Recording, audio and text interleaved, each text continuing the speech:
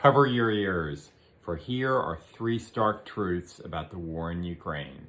Number three, only American weapons have provided Ukraine's government and its so-called leaders the ability to bring the war to the stalemate which it presently is.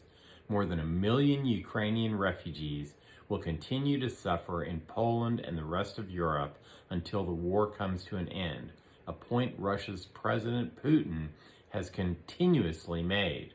Russia has achieved its primary strategic objectives, including liberating most of eastern Ukraine, creating southern ports, and freeing water resources for Crimea. The one objective it hasn't yet achieved is neutrality for Ukraine with respect to NATO versus Russia.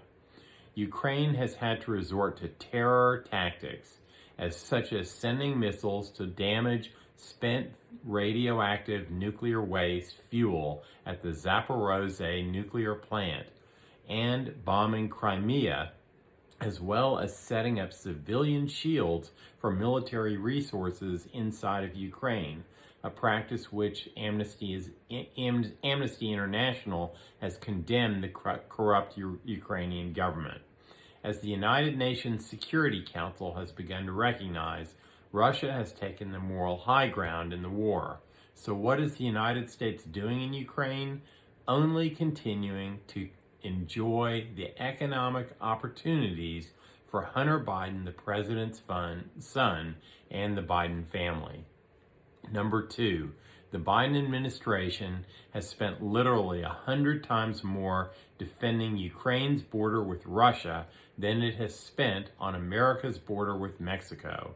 The U.S. Border Patrol suffers from a manpower shortage and financial shortages. American taxpayers and consumers are suffering mightily in the form of inflation due to supply shortages and government spending. It's a mess. And number one, it's really a war between the Biden family and their strong financial ties with Ukraine on the one hand and Russia and China on the other hand. American taxpayers have paid over $50 billion to support the Biden family's strong interest in propping up the corrupt Ukrainian government with which Hunter Biden and his family do business, while American families, energy companies, and retailers are paying dear prices for the economic disruption and the dangerous depletion of American arms and munitions necessary to defend American interests.